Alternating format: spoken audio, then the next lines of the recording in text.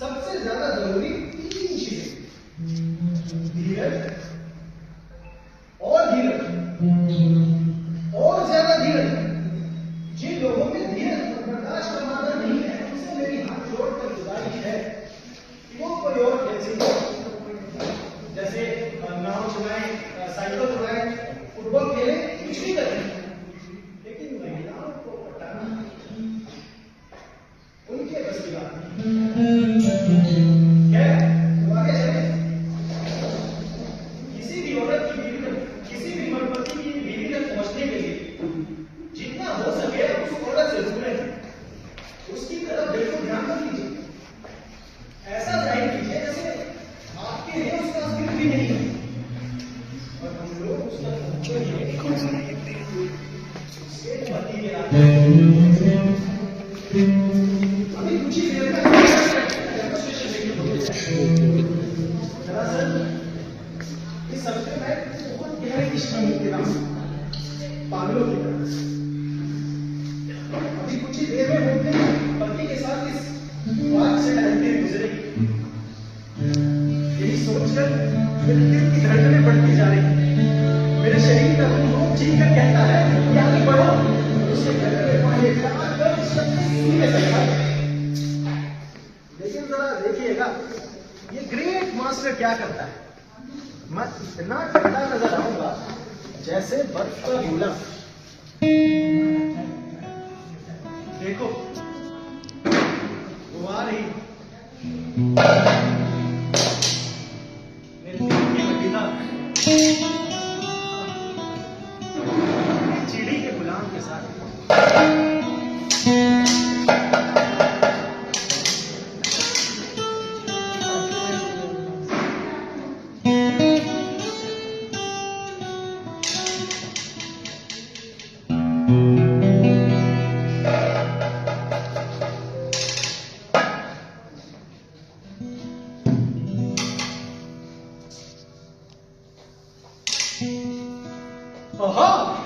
Peter सिमोनिच, वाह क्या खूब मुलाकात हुई है। अरे निकी, कैसे हो तुम? बहुत शानदार नजर आ रहे हो। शुक्रिया शुक्रिया। और तुम पीटर बदमाश कहीं के, तुम तो हमेशा ही शानदार नजर आते हो। अरे मेरी वाइफ से मिले आएगी ना? अरे हाँ मिल तो चुके हो। अरे पिछले हफ्ते तिरखा के यहाँ डिनर पर तुम उनके साथ ही तो बैठे थे। माय डियर आई, मुझे नहीं पता कि इस जादूगर ने तुमसे उस दिन क्या बातें की होंगी, लेकिन आइंदा के लिए तुम्हें सावधान कर दो कि ये आदमी एक नंबर का बदमाश, बदनाम, कुआं और तलवारबाजी को एक्सपर्ट है। फिलहाल तुम्हारी तारीफ में बस इतना ही कह सकता हूं पीटर। तुम तो हमेशा बात को बढ़ा चढ़ा कर कहते हो निकी। मैडम बहुत अच्छा लगा आपसे दोबारा मिलकर। अरे हम जरा बाद में टहलने के लिए निकले थे, अगर मन हो तो कोई खास काम ना हो तो आ जाओ हमारे साथ। अरे बहुत बहुत शुक्रिया निकी, लेकिन फिलहाल मैं अभी यहाँ से हिल भी नहीं सकता। मेरी जिंदगी में नए प्यार का आगमन हुआ है। मेरे पांव पत्थर के हो जाते हैं जब तक कि मैं उसका दीदार नहीं कर लेता। उसका फूल सा चेहरा देखकर ही मुझमें प्राण वापस लौटते हैं। कमाल है पीटर, कमाल है। अरे तुम तो कमाल करते हो। कैसी है? खूबसूरत, खूबसूरत, अरे बला की खूबसूरत, बला की हसीना, जैसे आसमान से कोई हूर उतरी। कोई रुकावट रास्ते की? हाँ, कोई उलझन? हाँ, हमेशा की तरह वही। उसका पति लगता है बहुत निराशा हाथ लगेगी इस बार। निराशा, और तुम्हें मैं मान ही नहीं सकता। अरे ऐसा हो ही नहीं सकता भाई। मैं शर्त लगा सकता हूं किसी से भी, और तुम तो जानते हो कि मैं शर्त तभी लगाता हूं जब मुझे पक्का पता होता है कि जीतूंगा मैं ही। ओह अच्छा, अभी चलते हैं। लगे रहो, लगे रहो। सोचेगी।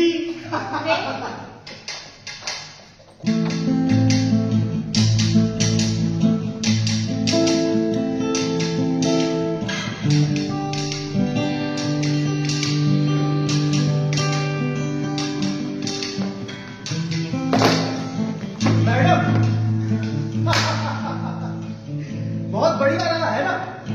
किसी असली प्रोफेशनल का काम देखकर सर इज्जत से अपने आप झुकी जाता है। क्या आप लोगों ने नोट किया कि ना तो हमारी ठीक से एक बार भी बातचीत हुई और ना ठीक से एक बार भी नजरें मिली, फिर भी मेरे बारे में उसे कितनी जानकारी मिल गई। पहला कि मैं एक मशहूर गुब्बारा हूं, दूसरा कि मैं किसी के इश्क में मुमकिन हूं। ऐसी बातों से रोमांटिक औरतों में बहुत झुरझुरी होती है। तीसरा कि मैं एक बहुत अच्छा तलवारबाज हूं, उसके आलसी पति के मुकाबले में तो कई बेहतर। चौथा और ये सबसे खास बात है कि औरतों के मामले में मैं बहुत ही खतरनाक आदमी हूं। अगर सच कहूं तो इस वक्त उसके दिल में मेरे लिए नफरत है। वजह नंबर 1, क्योंकि मैं गिरे हुए चरित्र का बहुत ही गंदा हूं। वजह नंबर 2, क्योंकि मैं अपने इरादों को बयान करने में बेशर्मी की हद तक बेबाक हूं। और वजह नंबर 3, कि मेरी दिलचस्पी उसमें नहीं किसी और में है। अगर अपनी तारीफ में मैं कुछ आगे बढ़ गया हूं तो मुझे माफ कीजिएगा, लेकिन आप लोग ये बताइए, आप इसे ठीक से नोट कर रहे हैं? क्योंकि यहीं से रास्ते में नए और नाजुक मोड़ आना शुरू होंगे। खैर, तो आगे चले। अब अगला कदम है हिप्नोसिस, यानी कि सम्मोहन का। सम्मोहन आंखों से नहीं, बल्कि जबान के जहर से, जैसे कोई सांप अपने शिकार की तरफ बढ़ता हो। और मजे की बात तो ये है, ये जहर उस तक पहुंचेगा उसके पति के रास्ते से। तो जरा मुलाहिजा फरमाइए कि कैसे क्लब में उसके पति से मेरी अचानक मुलाकात हो जाती है।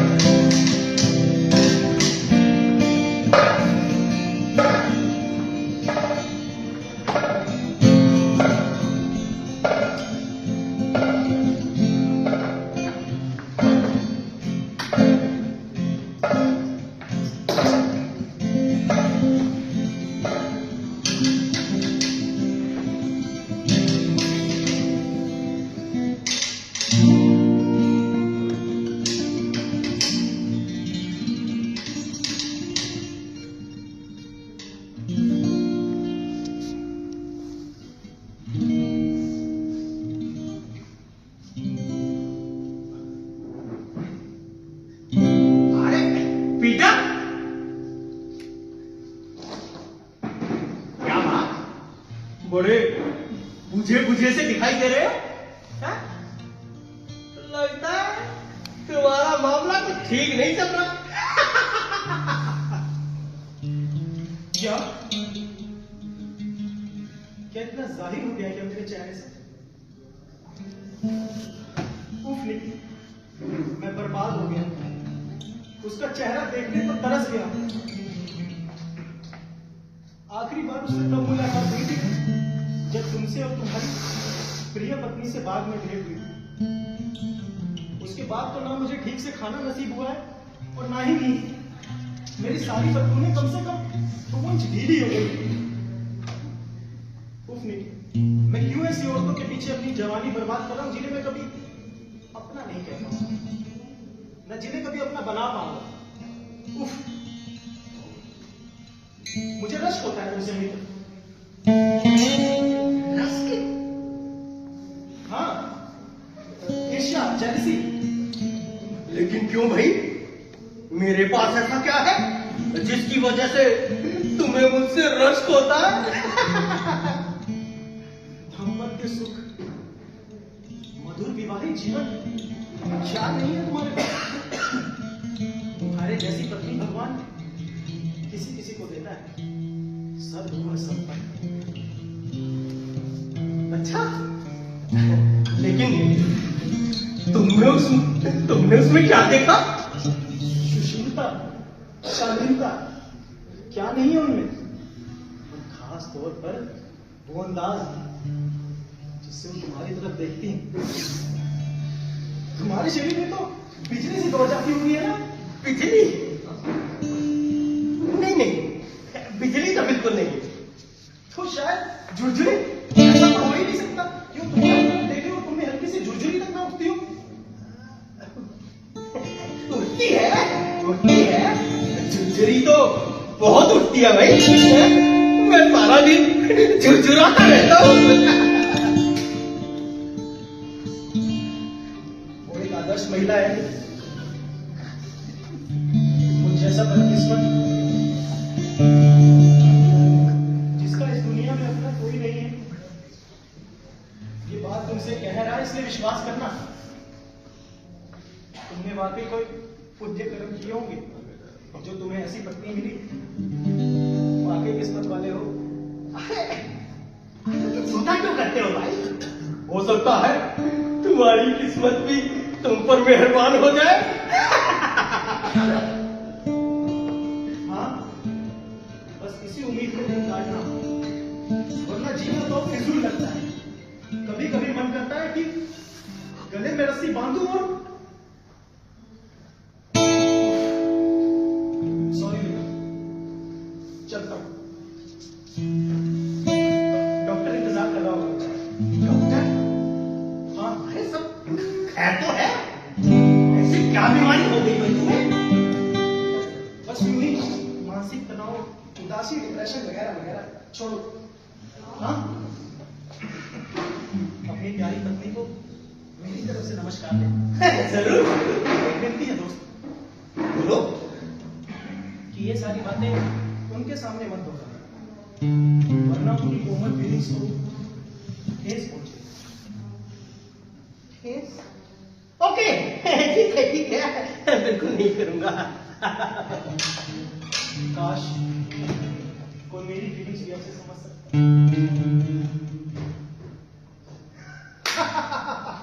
मुझे पता है कौन समझेगा। अरे वो समझेगी। और सब देखना है कि कब समझेगी और कब मेरी बाहों में आएगी।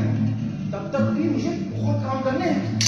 और ये काम सिर्फ मुझे अकेले को नहीं, बल्कि मेरे सहयोगी श्रीमान निकी साहब करेंगे। वो हाँ, आज क्लब में पीटर सिम्योनिक से मुलाकात हो गई।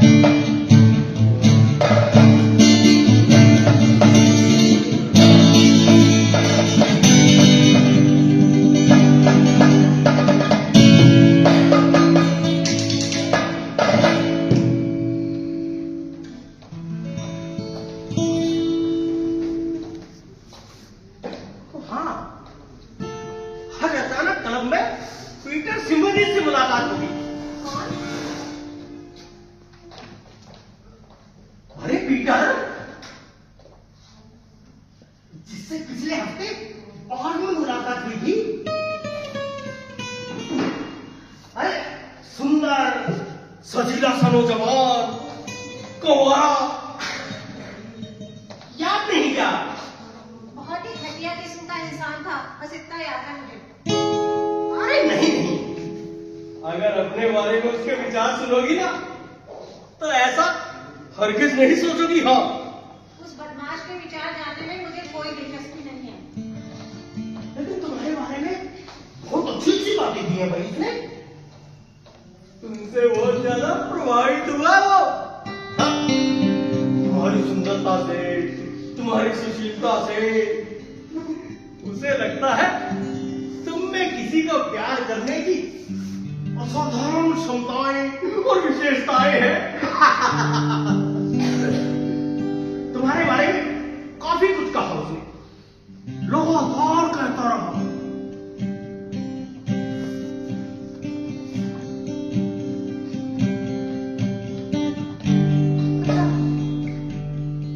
Okay, good night darling. Good night.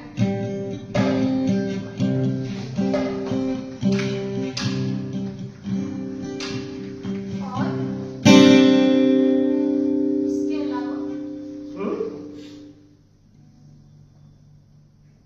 इसके अलावा और क्या कहा उसने मेरे बारे में? किसने? लिखा ने? जो भी नाम हो उस घटिया इंसान का, और क्या कहा उसने मेरे बारे में? बस वही सब कुछ जो मैंने तुम्हें बताया। लेकिन तुम तो कह रहे थे कि वो लगातार बोलता जा रहा था। सो तो है। लेकिन तुम तो चुप हो गए। अगर वो लगातार बोलता जा रहा था तो तुम क्यों चुप हुए? या तो तुम भी लगातार बोलते जाते, वरना जाके चुपचाप सो जाओ। अरे तुम तो वैसे ही नाराज हो गई। वो कह रहा था कि उसे मुझसे बहुत ईर्ष्या होती है। अरे कहने लगा काश उसे भी कोई उन्हीं नजरों से देखे जिन नजरों से तुम मुझे देखती हो। ये बताओ मुझे कि उसे कैसे पता कि मैं तुम्हें किन नजरों से देखती हूँ? अरे उससे बाद में जब मुलाकात हुई थी, शायद उसकी नजरों ने उस समय तुम्हें देख लिया होगा जब तुम्हारी नजरें मुझे देख रही थी, और जिसकी वजह से मेरे पूरे बदन में झुरझुरी दौड़ रही थी। छुरी? हाँ, झुरझुरी छुरछुरी? झुरझुरी छुरछुरी? झुरझुरी। अरे बाबा, छुरछुरी और मेरी नजरों की वजह से? हाँ डार्लिंग, और नहीं तो क्या, उन्हें बदन में दौड़ रही थी। लेकिन एक बात बताओ, तुम्हारी नजरें तो उस पर थी, फिर तुमने ये कब देख लिया कि मेरी नजरें तुम पर हैं? जबकि मेरी नजरें तो बाग के पौधों पर थी। लेकिन मुझे इस बात का एहसास हो चुका था कि वो घटिया इंसान मुझे बेवजह इग्नोर करने की कोशिश कर रहा है। ये जो तुम्हारी छुरछुरी है ना, किसी और वजह से उठी होगी। शायद। दरअसल मैं थोड़ा कंफ्यूज हो रहा हूँ। तुम तो हमेशा ही कंफ्यूज रहते हो। लेकिन देखो, असली बात ये है कि वो तुमसे बहुत ज्यादा प्रभावित हुआ है। मुझे लगा तुम्हें सुनकर अच्छा लगेगा। जी नहीं, मुझे कुछ अच्छा नहीं लगा, और बेहतर होगा कि तुम इस तरीके की बातें ना मुझे ना ही बताया करो तो अच्छा है, ठीक है? वैसे अब कब मिल रहे हो उससे? जल्दी? कल लंच पर। अब कम से कम लंच पर मेरे बारे में कोई चर्चा ना की जाए, कह देना उससे। और डिनर पे आके बताना मुझे क्या बात हुई। Okay, good night my angel. Good night.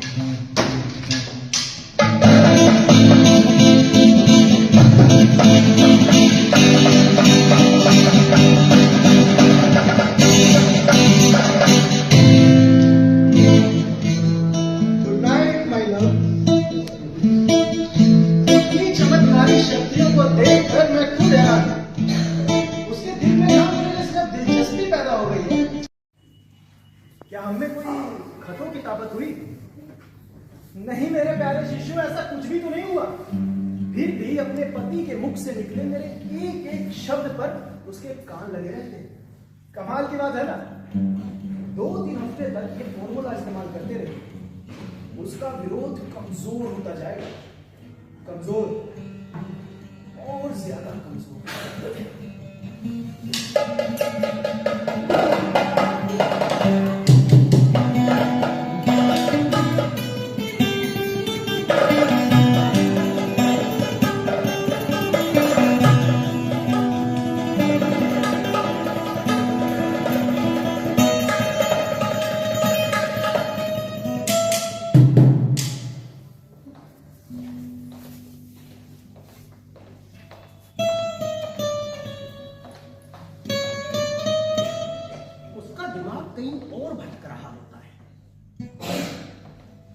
सच पूछो तो शायद किसी औरत की कल्पना में।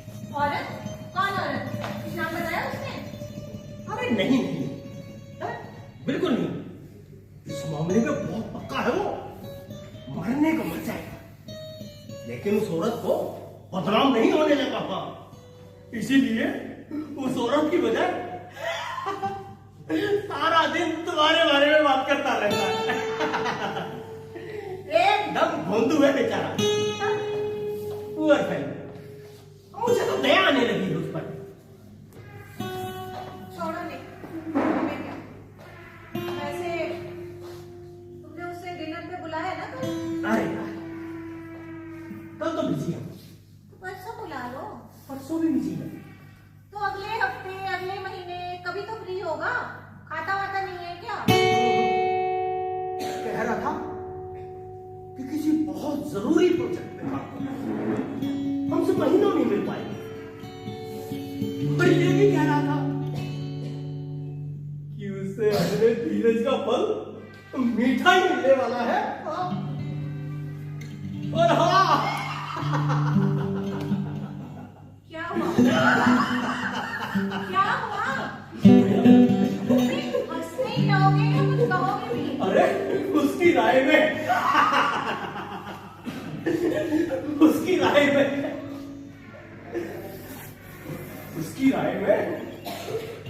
अरे तुम्हें किसी स्टेज की अभिनेत्री होना चाहिए, अभिनेत्री। और मैं?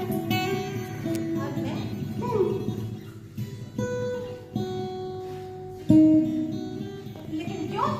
ऐसा क्यों है? अरे उसने कहा, एक मिनट, अगर उसी के शब्दों में बताऊंगा तो ज्यादा अच्छा लगेगा ना। हाँ, लेकिन कोशिश करो कि उसी अंदाज में बताओ जिस अंदाज में उसने कहा था। अरे मैंने लिखा हुआ है भाई।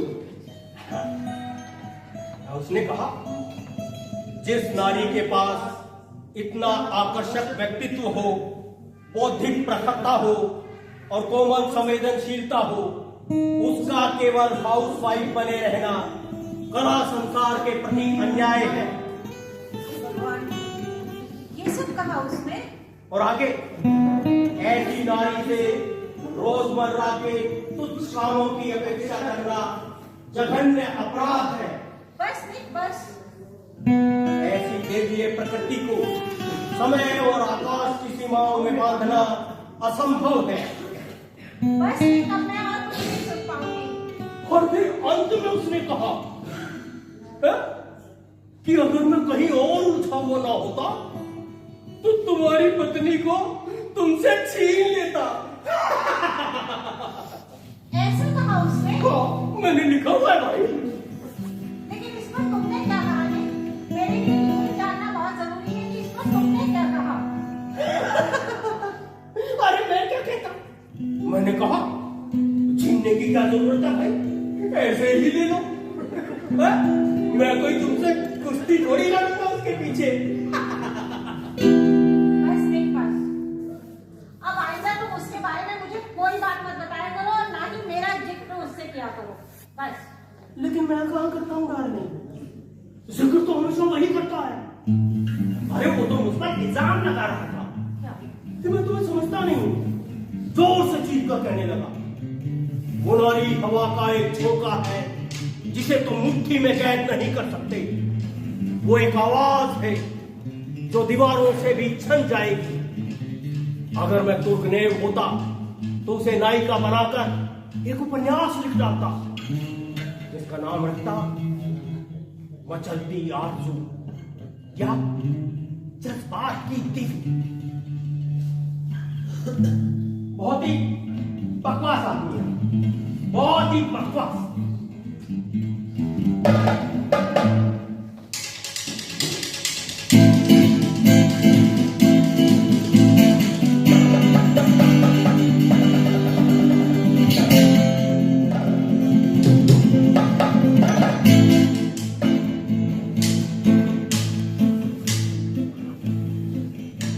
मेरे प्रेम पत्र को पहुंचा रहा है स्नेह भरे चुम्बनों के साथ, और मुझे ही बकवास कह रहा है ना? खुद कितना बकवास इंसान। अच्छा तो जरा देखिए कि हम लोग कहां तक पहुंच गए। हाँ, वो बेचारी औरत मुझसे मिलने के लिए छटपटा रही है, क्योंकि उसे ऐसा लगता है कि दुनिया में सिर्फ एक मैं ही हूं जो उसे समझ सकता है, अंडरस्टैंड कर सकता है। बोलता उसका पति है, लेकिन आवाज मेरी सुनाई देती है उसे।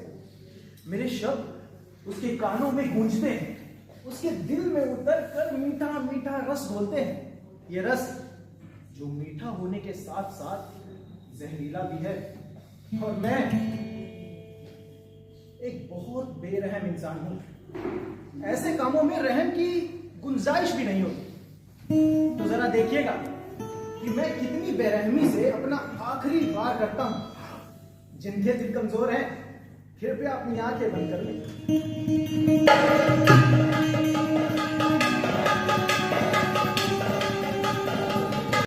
हाँ, वो कल मेरी मुलाकात सलमान से हो गई। सलमान खान से? अरे सलमान खान नहीं, बैठो।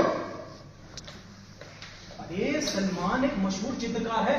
ओह, हाँ, किसी मिनिस्टर ने उसे असाधारण रूपसी का चित्र बनाने को कहा। ओह, द मोस्ट ब्यूटीफुल वुमेन। अरे मैंने फौरन हाथ धो दी। बहुत अच्छा किया। मैंने कहा ऐसी असाधारण रूपसी को तो मैं जानता हूं। अरे वाह, क्या बात है। लेकिन उससे बात करने की मुझमें हिम्मत नहीं। तुम क्यों नहीं बात करते उससे? मैं? किससे? अरे अपनी श्रीमती जी से। ओह, श्रीमती जी से बिल्कुल करता हूं भाई, बिल्कुल करूंगा। लेकिन किस बारे में? अरे उस चित्र का मॉडल बनने के लिए। ओह, ऐसा अलौकिक सौंदर्य चित्र में अंकित होकर अमर हो जाएगा।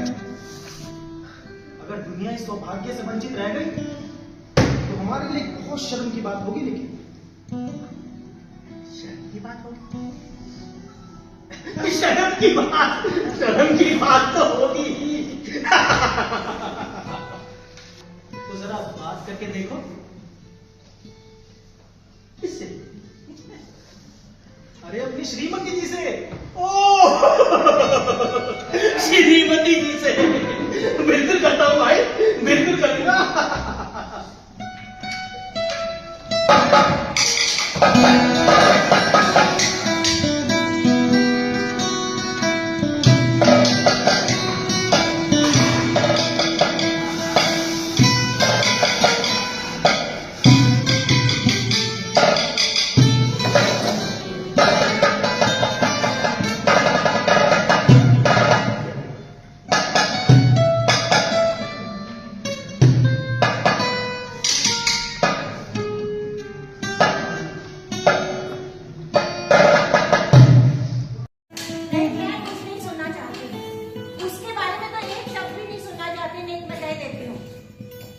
लेकिन उसने भी तो मुझसे यही कहा कि भगवान के लिए मैं तुम्हें कुछ भी ना बताऊं,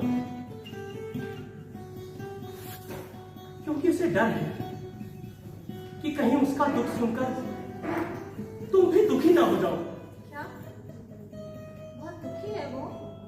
बहुत ज्यादा। आंखें वीरान, दिल परेशान, खाता है ना कुछ पीता है। सारा दिन दीवानों की तरह गुमसुम बैठा रहता है।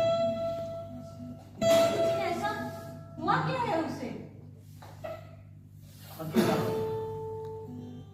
तन्हाई। कह रहा था कि दुनिया में उसका कोई नहीं, ना माँ बाप, ना भाई बहन, ना कोई रिश्तेदार, यहां तक कि ऐसा कोई साथी भी नहीं है जो उसे समझ सके। लेकिन क्या वो जानता नहीं है कि मैं उसे मतलब हम उसे कितना अच्छे से समझते हैं? क्या वो जानता नहीं है कि मैं उसे मतलब हम उसे कितना चाहते हैं, कितना पसंद करते हैं? क्या उसे पता नहीं कि मेरा दिल मतलब हमारा दिल उससे मिलने के लिए कितना तड़पता है? मेरा तो हम दोनों का ही। मैंने बहुत समझाया उसे, बहुत कहा कि भाई हमारे साथ चलो, हाँ। हमारे घर रहो, हमारे साथ खाना खाओ, तुम्हारा मन बहल जाएगा। पर साफ इनकार कर दिया। कहने लगा रहने दो, मैं तुम लोगों को भी दुखी कर दूंगा। आजकल किसी से मिलता जुलता नहीं, घर में अकेला पड़ा भाई खाने को दो दे, इसलिए रातों को उठकर उसी सुनसान बाग में घूमता रहेगा अकेला। नहीं बजे यही कोई 8-9 बजे की थी।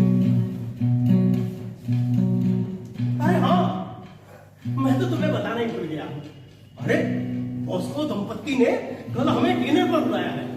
अब मैंने 8 बजे का बोल दिया, ठीक किया ना? नहीं कल मुझे सोफिया आंटी से मिलने जाना है, तबीयत बहुत खराब है तो मुझे देर हो जाएगी। कुछ 9 सवा 9 बज जाएंगे मुझे आने में। कोई बात नहीं।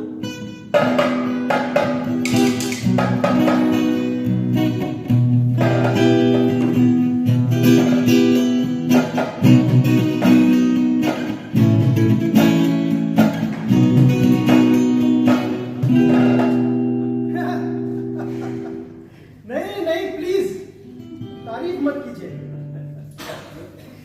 क्योंकि इस उपलब्धि का श्रेय मुझ अकेले को नहीं बल्कि मेरे मित्र और सहयोगी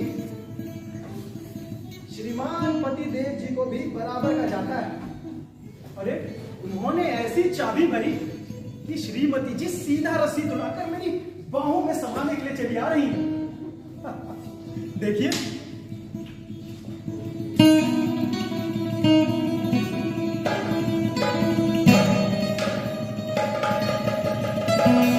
मेरा ख्याल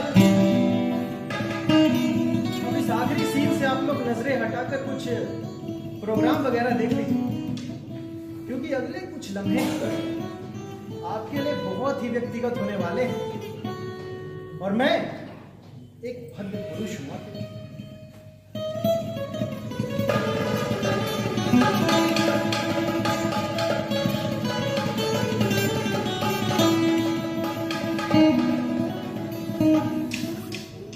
मेरी जान,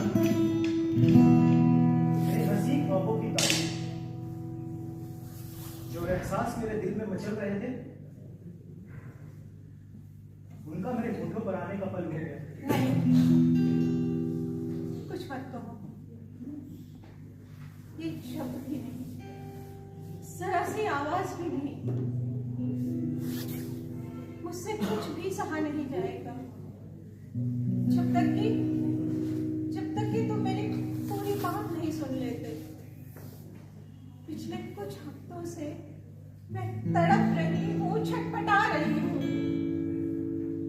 तुमने बहुत ही छल बल से मेरे पति के माध्यम से मेरे अंदर वो सारी इच्छाएं, वो सारी आकांक्षाएं जगा दी जिन्हें मैं ईमानदारी से स्वीकार करती हूँ कि मेरे दिल में पिछले 7 वर्षों से दबी हुई है। तुमने मेरे अहम को भरमाया, मैं बह गई।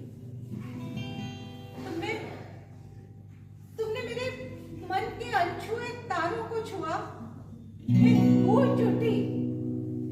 तुमने तुमने मेरी दुखती रगों में हाथ रखा और मैं हार गई।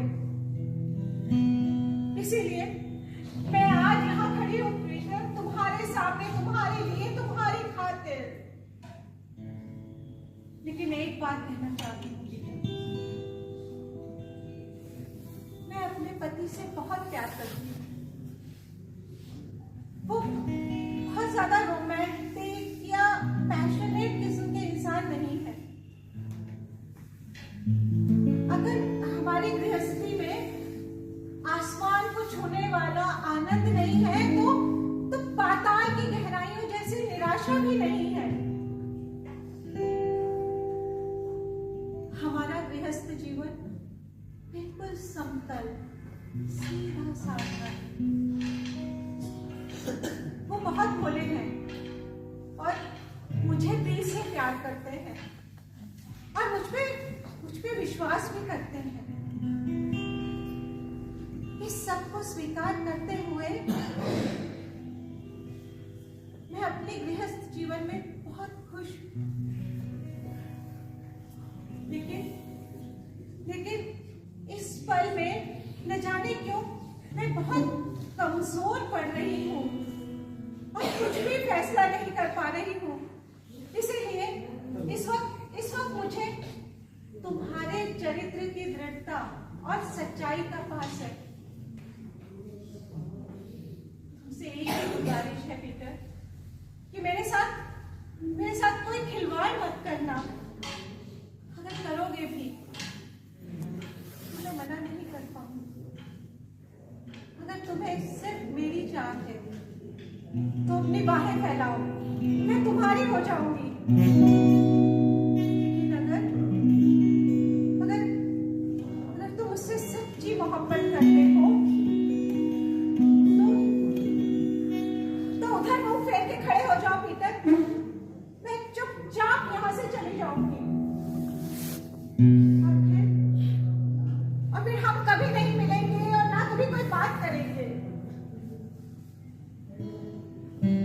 इस छोटी सी मोहब्बत की याद मैं पूरी जिंदगी बिता दूंगी। मैं तुम्हारे फैसले के इंतजार में खड़ी हूँ पीटर। मुझे तुम्हारे फैसले का इंतजार है पीटर।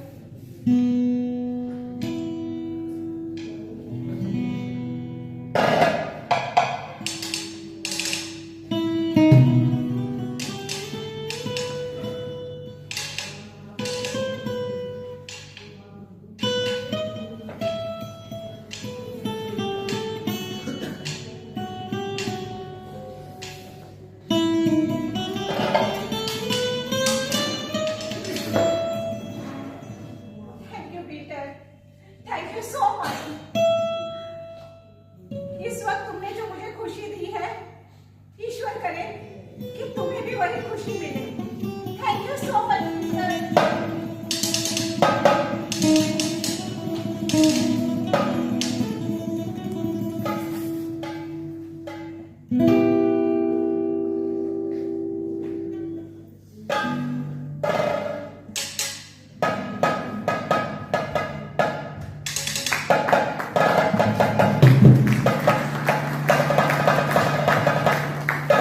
दूसरों की बीवियों की भूतपूर्व शिकारी पीटर सिमरिच ने उस दिन के बाद से अपनी दिलचस्पी का दायरा सिर्फ अकेली और अविवाहित महिलाओं पर सीमित कर लिया।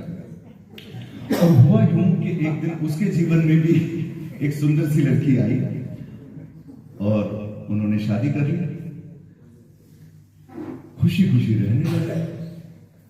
पीटर आज एक बहुत ही सुखी इंसान है, सिवाय इसके कि कभी कभी कोई गबरू जवान आकर के उससे कहता है, आपकी बीवी बहुत खूबसूरत है श्रीमान।